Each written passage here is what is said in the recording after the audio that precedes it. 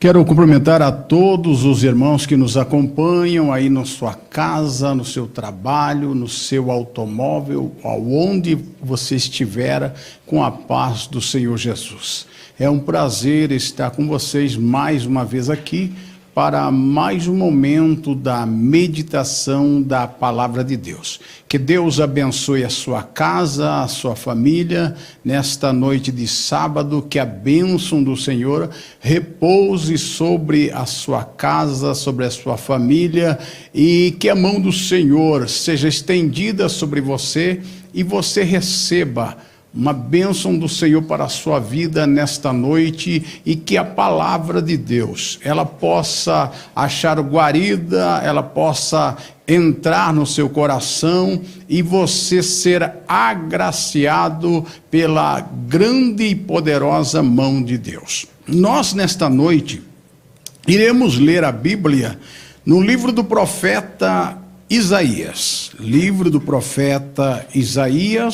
capítulo de número 37 e o versículo de número 14. Você que está aí no seu sofá, de posse da tua Bíblia, abra para nós juntos lermos este trecho da palavra de Deus, Isaías 37, versículo 14 a seguir, para a nossa leitura. Leiamos então, meus amados, você que não possui o exemplar da Bíblia, não tem ela em mãos, ouça-me com atenção a leitura bíblica. Tendo Ezequias recebido a carta das mãos dos mensageiros, leu-a. Então subiu à casa do Senhor e estendeu-a perante o Senhor. E orou ao Senhor dizendo: ó Senhor dos exércitos, Deus de Israel, que está entronizado acima dos querubins, tu somente és Deus de todos os reinos da terra. Tu fizeste os céus e a terra. Inclina, ó Senhor, os teus ouvidos e ouve. Abre, Senhor, os olhos e vê. Ouve todas as palavras de Senaqueribe, as quais ele enviou para afrontar o Deus vivo. Verdade é, Senhor, que os reis da Assíria assolaram todos os países e suas terras, e lançaram no fogo os deuses deles, porque deuses não eram, senão obra das mãos dos homens, madeira e pedra, por isso os destruíram. Agora, pois, ó Senhor, nosso Deus, livra-nos das suas mãos, para que todos os reinos da terra saibam que só tu és o Senhor. Amém. Meus queridos e amados irmãos em Cristo, um texto interessante, muito interessante para a nossa leitura e meditação na noite deste sábado. Ele trata acerca do rei da Síria, Senaqueribe, o rei de Judá, Ezequias, que estavam em uma peleja. A Bíblia nos diz que Senaqueribe, o poderoso rei da Síria, ele manda o seu mensageiro, o homem de confiança chamado Rabzaque, levar cartas ao rei Ezequias. Nesta carta, o teor desta carta era em dizer que ele já tinha destruído todos os reis das nações vizinhas de Judá. E não só destruído os reis, mas também pegado os seus deuses. O que era de pedra ele destruíra no martelo, o que era de madeira ele queimara. E agora ele manda uma afronta para Ezequias dizendo: eu quero saber se o Deus a quem você teme pode te livrar das minhas mãos. Então o mensageiro chega na cidade Nós sabemos que no tempo passado as cidades eram fortificadas, muradas, e a cidade estava fechada. Então chega o mensageiro e começa a conversar com os homens que ficavam na porta, guardando a porta da cidade. E ele conversa e diz que tem uma mensagem para tratar e anunciar ao povo e também ao rei Ezequias. Então, qual que é a atitude que eles tomam? Então, faz o seguinte: leia a mensagem que você tem, mas leia em aramaico, para que nós entendamos e o povo não precisa entender, nós transmitimos para ele depois a palavra que você disser. Mas ele disse: não, antes nós vamos falar na língua em que todos entendem, ou seja, no judaico, porque eles falavam o judaico, o hebraico, como queiram entender. E a mensagem era o seguinte: eles proclamaram então a mensagem para o povo, é o seguinte: olha, não fique confiando que Ezequias pode livrar vocês da mão do rei da Síria. Se eu fosse vocês, eu fazia um acordo. O rei me mandou aqui, o rei Senaqueribe me mandou aqui para propor um acordo com vocês. Vocês fecharam um acordo com ele, e se passar para a banda de Senaqueribe, e vocês vão ficar de bem, vão comer bem, vão ter uma vida boa. Se vocês insistirem em ficar do lado de Ezequias, vocês vão beber as vossas próprias urinas e vão se alimentar dos seus próprios excrementos. Olha que notícia horrível, olha que ameaça terrível, olha que palavra dura, porque, meus amados e queridos irmãos, a função do nosso adversário, que se chama Satanás ali, no caso Senaqueribe, é a figura do diabo, é amedrontar, é colocar pavor, é colocar medo, é colocar a pessoa num pavor terrível. Nós estamos vivendo dias em que tem pessoas que estão ficando, o pastor até esse dia estava comentando no púlpito, pessoas que estão ficando depressivas, pessoas que estão adquirindo síndrome do pânico, pessoas que estão ficando terrivelmente oprimidas, porque fica dia e noite ouvindo notícias na internet, na televisão, no rádio, e a função é espalhar o terror e medo. E as pessoas estão ficando tão amedrontadas que tem pessoas que ele não sai nem no quintal da sua casa mais. Ele não arreda o pé de dentro de casa. O pavor tem tomado conta das pessoas e elas estão ficando cada dia mais amedrontadas, apavoradas. Porque a função de Satanás é nos deixar amedrontados, com medo, porque uma pessoa com medo, uma pessoa acuada, ele não raciocina direito, ele não pensa direito, ele não consegue juntar a sua linha de raciocínio, ela fica perturbada e as suas ações não condizem com a pessoa em sã juízo. Então a intenção de Senaqueribe era colocar o povo de Judá no pavor, era colocar o povo num medo terrível. Então o mensageiro de Senaqueribe, Rabzaque, ele começa a pregoar, ele começa a falar estas palavras ao ouvido de todo Judá. Ele vai falando, porque a intenção do diabo é aniquilar as forças, e ele quer que nós se renda a ele. Ontem à noite mesmo, nós ouvimos nosso pastor pregando sobre o preço do discipulado, aquele que se propõe a servir a Jesus. E ele lia o texto de Lucas, onde fala que qual é o homem que antes de construir uma torre não se assenta para ver se consegue concluir. Ou qual é o homem, qual é o rei que saindo à guerra e sabendo que tem 10.000 soldados, seu inimigo 20, ele não pensa direito e se caso for faz um tratado de paz. Mas como o nosso pastor pregou ontem, e eu torno a falar nesta noite, O crente não levanta bandeira branca para o diabo. O crente não se rende às propostas do inimigo.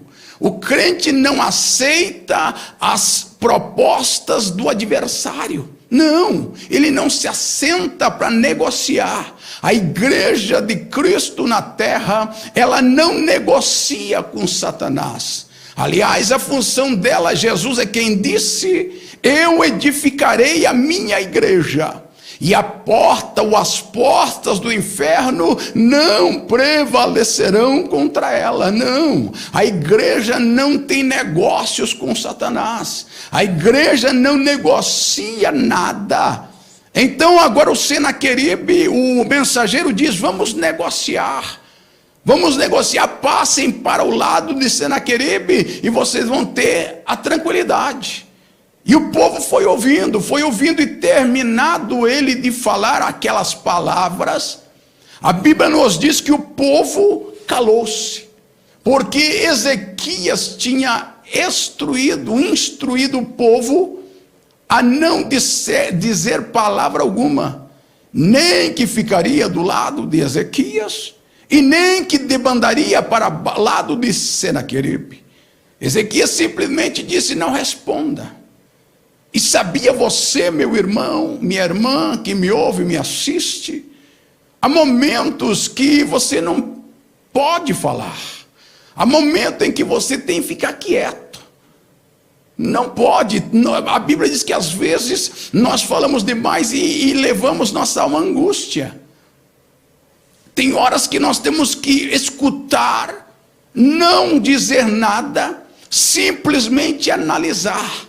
O povo simplesmente ouviu e analisou, ficou ouvindo, não falar. Às vezes nós precipitamos com as nossas palavras, às vezes nós tomamos atitudes precipitadas, e é necessário que nós reflita.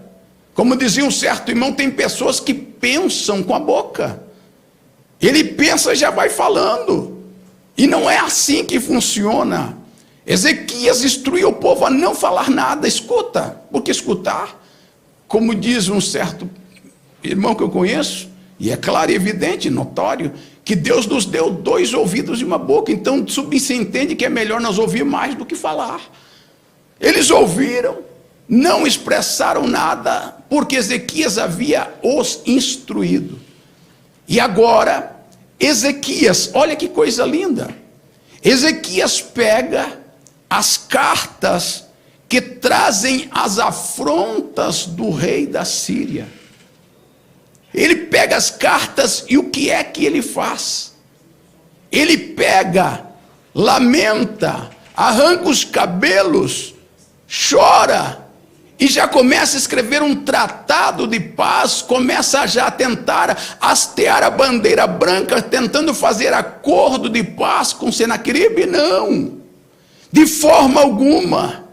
Ezequias toma uma atitude linda, maravilhosa, e o que nós devemos tomar quando o inimigo vem de sobreassalto sobre nós. O que ele fez? Ele agarrou aquelas cartas com as ameaças do rei da Síria e se dirigiu para a igreja. Só que eu acho interessante algo. Ele fez exatamente às vezes o que nós fazemos, na contramão do que nós fazemos. Pois a Bíblia diz que ele pegou as cartas de ameaças e foi para o templo falar com Deus em oração. E enquanto ele ia para o templo, ele chamou mensageiros que se dirigissem até o profeta Isaías e consultasse a Deus sobre esse assunto. Ele disse aos mensageiros: vão até o profeta Isaías, filho de Amós, e consulta ele acerca desta questão que nós estamos passando, desta luta que nós estamos enfrentando. Ele poderia muito bem dizer: vocês vão consultar lá, ou eu vou com vocês falar com Ezequias, com Isaías, e vou ficar esperando a resposta. Não, a Bíblia diz que ele mandou mensageiros a Isaías, e ele foi para o templo, ele foi buscar a Deus. O grande problema da geração cristã do século 21 é que fica de porta em porta, buscando profetas e profetisas. E se nós vemos hoje a internet, está cheio de profetas profetizando. Eles aproveitam a situação que estamos enfrentando, e um fala uma coisa, um fala que Deus vai dar vitória, outro fala que Deus vai cobrar mais, que é a mão de Deus e não chega a um consenso. Na verdade, nem é Deus que está falando. Esses profetas falam da emoção do seu coração. E as pessoas hoje, meus amados, em vez de buscar a Deus, na resposta da boca de Deus, eles saem batendo de porta em porta. Falou que tem um profeta lá, corre todo mundo para lá. Falou que tem uma profetisa para cá, corre todo mundo para cá. Eles correm atrás de profeta, e preferência aqueles que falem palavras que o agradem, palavras que massageiem o seu ego, palavras boas. Como falava o grande, o profeta, o rei Acabe, quando falou de Micaías: não, é um profeta de Deus, mas eu não gosto dele, ele só fala mal de mim. Quer dizer, as pessoas andam do jeito que querem, mas eles querem alguém que profetize coisa boa para eles. Eles não querem buscar a resposta de Deus. Eles não querem pagar o preço de falar com Deus. Ezequias não, Ezequias diz: vai lá consultar Isaías, que eu vou para o templo orar. Por quê?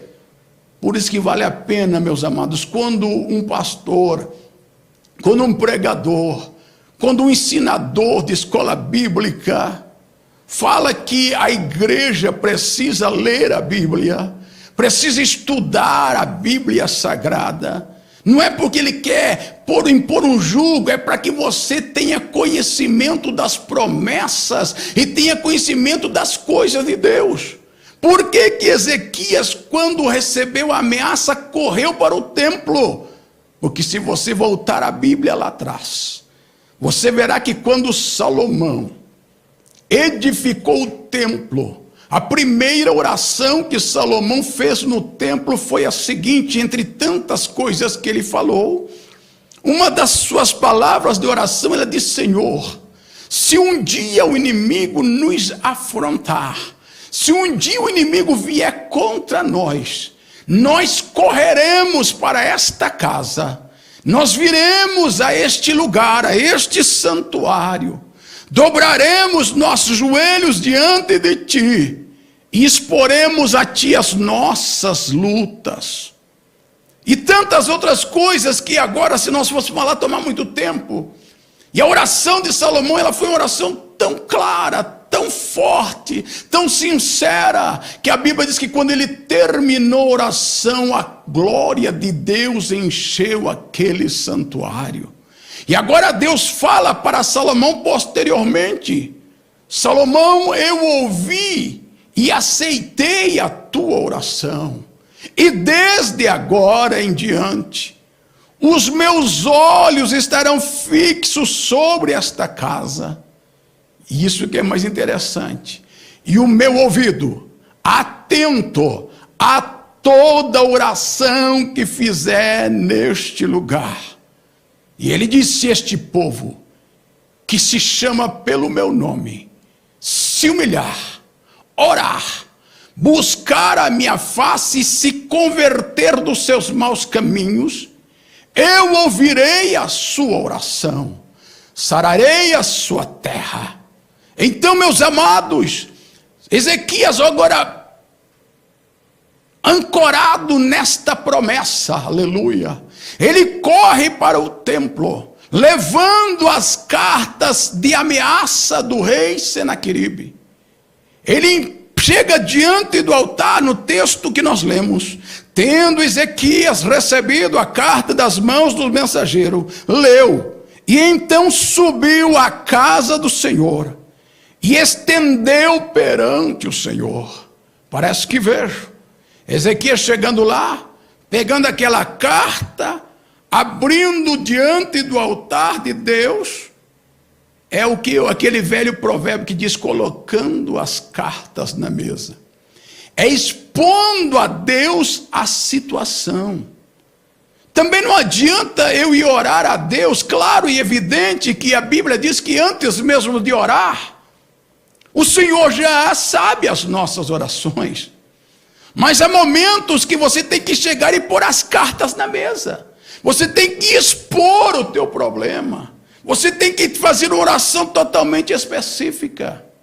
Eu sempre falo isso quando falo em oração nesse sentido, de um pastor que eu conheci na cidade de Três Barras, Santa Catarina. Esse pastor, eu um dia conversando com ele, e ele falando sobre oração. Ele contava que um dia chegou um irmão para ele e disse: olha, pastor, eu queria que o senhor orasse porque eu estou querendo comprar um carro. Isso era no ano de 1987, já faz uma porção de ano. Ele disse: pastor, eu queria que o senhor orasse por mim, que eu queria comprar um carro. O pastor olha para ele e diz: que carro que você quer comprar? Como assim, um carro? Ele disse: não, eu preciso saber qual que é o carro. De repente você quer um, eu peço e Deus prepara outro. Eu falei: não era esse que eu queria. Ele disse: pois bem, pastor, eu tenho vontade, sabe, de ter um Chevette. A geração de agora nem se conhece Chevette, né? Mas os mais antigos conhecem. Um Chevette. Daí ele olhou para o moço que falou, disse: que cor? Eu tenho que falar a cor também, claro. Eu quero um Chevette vermelho, eu gosto de vermelho. Pois bem. E que ano? Pastor, até ano eu tenho que dizer, eu preciso botar diante de Deus as cartas na mesa. Era no ano de 87, como que eu falei para vocês. E disse: eu quero um carro seminovo, eu não quero um carro muito ousado, mas zero também não posso comprar. Carro de 2 a 3 anos de uso. Tá bom então, falou com o pastor, foi embora. E o pastor foi orar. E orou, apresentou a causa do irmão, a questão, um Chevette vermelho, 2, 3 anos de uso, e foi embora, e esqueceu. Passou alguns dias, ele está em casa, esse pastor está em casa, e de repente ele escutou a buzina tocar no portão da casa dele, chamando pelo seu nome. Ele levanta da sala e vai ver. Quando vê, sabe quem é? O irmão a quem pedir a oração para comprar um carro. E quando ele sai lá fora, o irmão diz: pastor, eu sei que o senhor orou. Dá uma olhadinha aqui. Um Chevette vermelho, ano 1985. Um carro com 2 anos de uso, um carro seminovo. Pastor, Deus ouviu a sua oração. Meus amados, às vezes nós dobramos o joelho para orar e ficamos lá: Senhor, tu sabe, Senhor, tu conheces, Senhor, tu sabe. Ora, desembucha, fala o que se quer falar. Eu lembro havia um tempo que nós íamos orar quase todas as noites, às vezes fazíamos campanha toda a noite no mato. E um dia convidamos um irmão para ir orar conosco. Daí sabe o que ele falou para nós? Eu não vou perder meu tempo de sair de casa para ir com vocês lá no mato, 6 horas e 45 minutos, 1 hora, não. Para mim tem que ser no mínimo umas 2, 3 horas de oração para ir sair da casa para ir no mato. Poxa, que bom. E às vezes no sábado para domingo nós reuníamos os irmãos e nós íamos entrar meia-noite no mato e ia sair lá por 5, 6 horas da manhã desse inteirinho. E agora convidamos esse irmão e disse: irmão, agora sábado nós vamos para a mata e nós vamos ficar até amanhecer o dia. Agora você quer ir conosco? Nós vamos passar uma noite de oração. A gente: opa, agora eu vou. E ele foi conosco. E na verdade ele ficava 3 horas dizendo que orava. Mas sabe como era a oração dele? Oh Deus, glória a Deus, aleluia, glória a Deus, aleluia, aleluia, glória a Deus, oh Deus, oh Deus. 3 horas assim, irmão. Você acha que isso é oração? Imagina eu chegar na tua casa: Pai do Senhor, irmão, Pai do Senhor, será que vai chover? Irmão, eu acho que vai chover. Rapaz, não sei não, mas o vento está virando, vai chover. Se não chover agora, daqui 10 minutos vai chover. E eu ficar o tempo inteiro falando para você, vai chover, eu acho que vai chover, não sei. Vai chegar uma hora que você diz, ô irmão, chega. Você já está me irritando com essa tua fala. Você não está falando nada, você fica repetindo. Jesus disse, quando orares, não useis de vãs repetições. Não é o tempo que você vai passar ajoelhado e que vai resolver, é a objetividade das tuas palavras. É colocar as cartas na mesa, cena que Ezequias chega lá e expõe a Deus, Senhor, dá uma olhadinha aqui o que esse homem escreveu, estou mostrando aqui, a carta está aqui, eu vou ler para o Senhor, eu sei que o Senhor já sabe, mas eu vou expor ao Senhor a questão. Minha irmã, meu irmão, seja objetivo na tua oração. Se você consegue orar 2, 3 horas, louvado seja Deus pela tua vida. E quando você orar, lembra de mim. Ora por mim também. Mas não quer dizer porque não é o tempo que eu oro que vai determinar a resposta. Mas sim a oração objetiva. Louvado seja Deus. Eu lembro pelo menos de 2 orações curtíssimas, mas que atingiram o alvo. Primeiro, a oração de um homem chamado Eliseu. Quando estavam cercados pelo exército da Síria, Geazi abre a porta, vê o exército cercando na frente e atrás, do lado, dos 2 lados, ele corre até Eliseu e diz, estamos perdidos. Eliseu diz, calma, maior o que está conosco do que o que está lá fora. E manda ele voltar lá falar, ou olhar, observar. E enquanto Geazi vai caminhando até a porta, Eliseu faz uma oração curtíssima, mas puramente objetiva. Ele só fala assim na oração, Senhor, peço que abra os olhos do moço para que veja. Só. Acabou a oração. Teve efeito absoluto. Quando Geazi chega lá, ele já não olha na direção horizontal onde estão os cavalos e exército da Síria. Ele levanta a cabeça e ele olha para cima. Oração fez resultado, trouxe resultado. Ele olha agora e vê o monte cheio de carro e cavaleiros de fogo. O outro homem, e esse aqui você conhece, é esse o próprio Ezequias. Mais para frente, quando ele fica doente, o próprio Isaías vai visitá-lo, diz, põe em ordem a tua casa, porque certamente morrerás e não viverás. E vira as costas e vai embora. Ezequias está tão combalido, tão doente, que não consegue levantar para ajoelhar. Outro detalhe importante, há quem pregue e diga que Deus só escuta se eu me ajoelhar. Ah, não, porque orar de pé é coisa de fariseu, irmão, pelo amor de Deus. Quando Jesus falou que o fariseu orava de pé, porque ele queria se apresentar, ele queria receber galardão, não é a questão dele estar na posição em pé. Deus ouve a minha oração de pé, deitado, ajoelhado, crocado de costa, virando cambalhota, não sei, plantando bananeira, não importa, a posição e sim a devoção que eu tenho. Ezequias não podia ajoelhar, virou o rosto para a parede. Fez uma oração curtíssima, porque não deu tempo nem de Isaías sair do pátio do palácio. Simplesmente disse, ser servido de lembrar que andei na tua presença e fiz o que era reto diante de ti. Lembra disso. Orou e chorou. Isaías está saindo, o Senhor diz, volta, volta, volta. Já morreu? Não, não morreu não. Ué, volta, faça o quê? Diz para ele que eu ouvi a oração dele. Eu vi as suas lágrimas.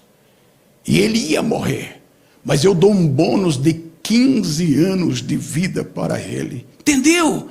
É ser objetivo. Parar de rodeios. Parar de enfeitar. Não, às vezes eu quero enfeitar minha oração. Não, seja quem você é. Seja quem você é. Fale com o teu vocabulário que você tem. Não é palavras bonitas que vai persuadir a Cristo, a Deus. É uma oração sincera. É expor o teu projeto, é expor a tua luta. É colocar diante de Deus em pratos limpos, as cartas na mesa. Senhor, Ezequias disse, Senhor, está aqui a ameaça do rei da Síria. Ele está dizendo que as nações vizinhas, ele pegou o rei, matou o rei, pegou os deuses deles, colocou no fogo, quebrou com o martelo, com a marreta. Senhor, em parte é verdade, porque não eram deuses.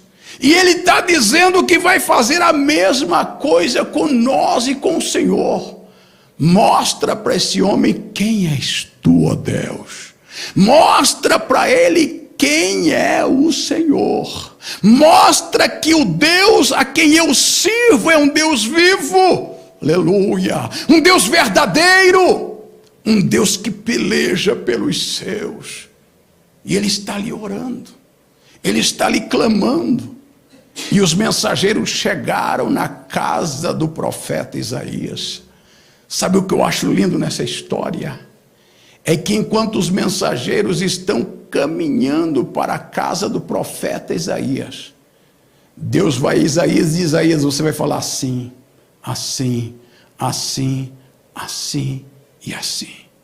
Lá em Crônicas 32, o profeta Isaías diz para os mensageiros, olha, fala para Ezequias, que com Senaqueribe está o braço de carne, mas com Ezequias e com Judá está a mão do Todo-Poderoso. E aqui nesse texto de Isaías 37, quando eles chegam ao profeta Isaías, o profeta Isaías diz, eu sei o que vocês vieram aqui. Vocês vieram pedir acerca de Senaqueribe, o rei da Síria. Pois Deus tem uma palavra para vocês levar a Ezequias. E o que acho mais lindo é no versículo de número 28, 29 a seguir. O Senhor diz, fala para Ezequias que acerca de Senaqueribe, eu conheço o assentar, o levantar dele, o entrar e o sair, e o furor que ele tem contra mim. Mas por causa do teu furor contra mim, e por causa da tua arrogância subiu até os meus ouvidos, o Senhor diz, fala para Ezequias que eu vou colocar o meu anzol no nariz de Senaqueribe. Eu vou colocar o meu anzol, eis que porei meu anzol no seu nariz, e o meu freio na sua boca, e farei voltar pelo caminho por onde vieste. Sabe o que é colocar um anzol no nariz? É engatar o peixe. Quando engata o anzol na boca dele, ele se bate. O pescador começa a enrolar a carretilha, o molinete, seja lá qual que for o instrumento, e o peixe vai se batendo, mas não tem o que fazer, o anzol está enroscado na boca. E ele vai vir querendo ou não, ele vai cansar, mas ele vai chegar à mão do pescador. Você já viu quando eles colocam aquela argola de ferro no nariz do boi, do touro, da vaca? E daí amarra uma corda, por que ele põe no nariz? Porque aquele lei faz com que o animal se renda, porque dói. Quando puxa, e amarra a corda naquela argola de ferro, e quando puxar, ainda que o boi tente esquivar, ele não consegue, a dor é mais forte, ele tem que sair mandando de mansinho. Lembra o que Jesus falou para Saulo? Duro é contra ti recalcitrar contra os meus aguilhões. Ninguém lutou com Deus e venceu. Deus disse, eu já coloquei o meu anzol no nariz de Senaqueribe, e ele vai fazer o que eu quiser, e eu vou dizer mais. Ele vai vir contra ti, olha que lindo isto. Versículo de número 33, para nós começar a encerrar a nossa fala. Pelo que assim diz o Senhor acerca do rei da Síria. Ele está vindo contra ti, Ezequias, mas não entrará nesta cidade, nem lançará nela flecha alguma, não virá perante ela com escudo, e não se levantará tranqueiras contra ela.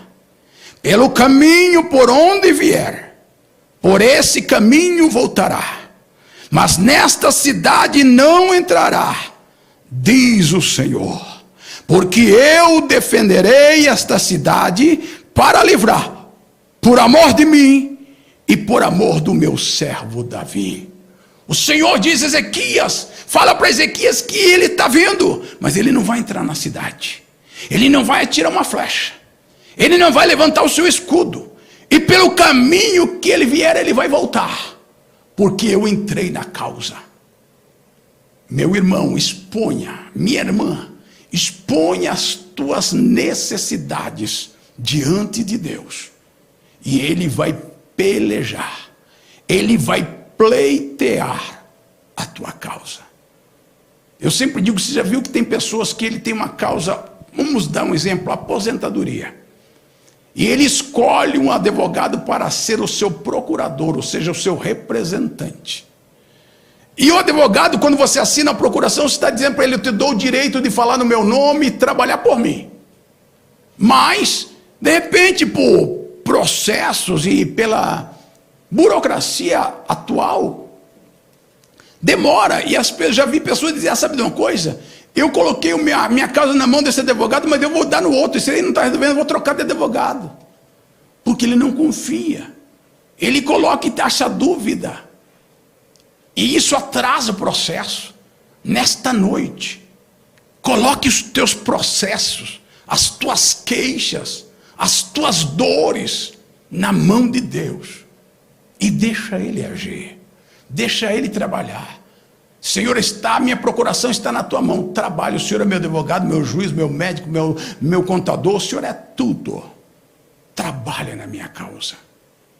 E aqui, o Senhor trabalhou. O Senhor disse: eu vou pelejar por vocês. Vocês não precisam levantar uma lança, um escudo, atirar uma flecha. Aliás, o inimigo nem vai chegar na cidade de vocês. Eu vou lutar contra ele. E a Bíblia diz, prossegue dizendo: então saiu o anjo do Senhor. Se você ler a expressão anjo do Senhor, você verá que o anjo está em letra maiúscula início. Porque isso não quer dizer que era simplesmente qualquer anjo. Isto chama-se teofania. Deus tomando forma humana e descendo na terra. E como diz os teólogos, eram as aparições de Cristo, de Jesus no Antigo Testamento.